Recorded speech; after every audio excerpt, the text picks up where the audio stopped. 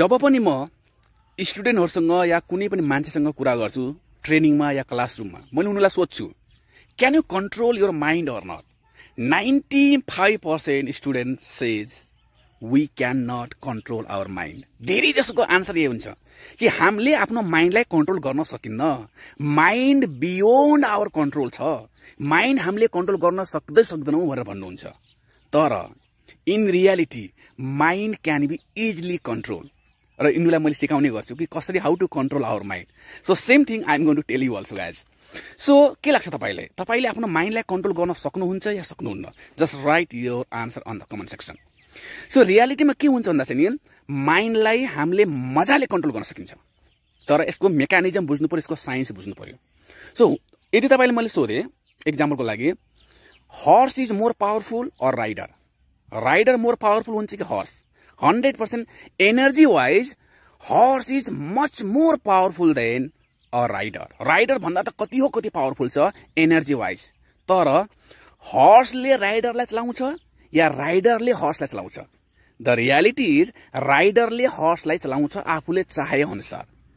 राम्रोसँग बुझ्नुला। Same thing happen with us also. So we are what? We are a rider and our mind is horse. बुझ्नुहुन्छ कुरा? तर अहिले के भइसकेको छ भन्दाखेरि हाम्रो माइन्डले हामीलाई चलाइरहेछ। That is the biggest problem. त्यसलाई अब हामीले चेन्ज गर्नु पर्यो, राइट? सो हामी भनेको के भन्दाखेरि म राइडर हो अनि हाम्रो माइन्ड भनेको के हो? हर्स हो। हर्स पावरफुल त छ, तर हर्सलाई चलाउने काम हाम्रो। It is our responsibility. We have to ride a horse. हामी राइड गर्ने हर्सलाई।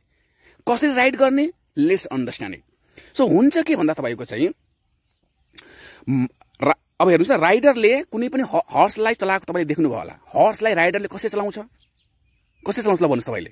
भन्छ कहिलेकाहीँ उसलाई चाबुक पनि लगाउँछ, कहिलेकाहीँ मायाले कुरा गर्छ, कहिलेकाहीँ चाहिँ नि गएर हान्छ नि उसको यस्तो गरेर के गर्छ उसको चाहिँ नि अनुहारमा, अनि उसलाई खाना दिन्छ, अनि कहिलेकाहीँ कराउँछ, कहिलेकाहीँ लात्ताले पनि हानिदिन्छ, सबै काम गर्छ। अब यति सबै काम गरेन भने के गर्ला भन्दाखेरिमा हर्सले त आफूलाई जे मन लाग्यो त्यही गर्छ कि। यानी जसरी ऊ प्रोग्राम भएको छ त्यसरी नै उसले आफ्नो काम गर्छ। त सिम्पल राइडरले के गर्छ भन्दा चाहिँ नि हर्सले बुझ्ने ल्याङ्ग्वेजमा कुरा गर्छ। राम्रोसँग बुझ्नु होला। This is very important. हर्सले बुझ्ने ल्याङ्ग्वेजमा उसले कुरा गर्छ अनि हर्सको ल्याङ्ग्वेजमा कुरा गर्ने बित्तिकै horse will understand and horse will follow the instruction of the rider. राइडरले भनेको इन्स्ट्रक्सनलाई उसले फलो गर्छ नै गर्छ, किनकि राइडरले उसकै भाषामा कुरा गरिरहेछ। अब बुझ्नु होला।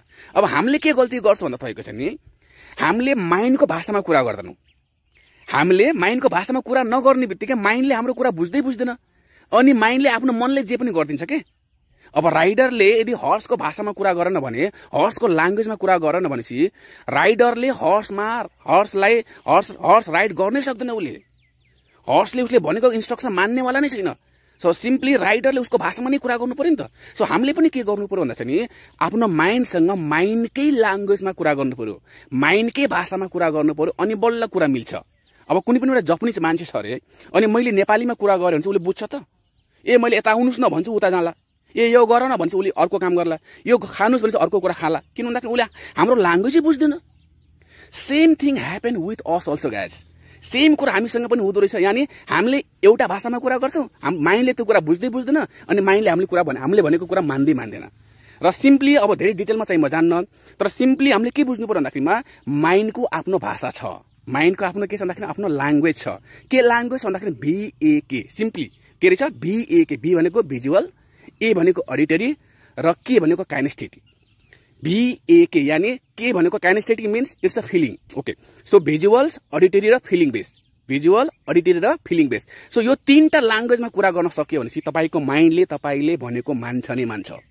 आई एम 100% स्योर तपाईको माइन्डले मान्छ जब तपाईले चाहिँ नि भिजुअल, अडिटरी र काइनेस्थेटिक यानी फिलिङको भाषामा कुरा गर्नुहुन्छ।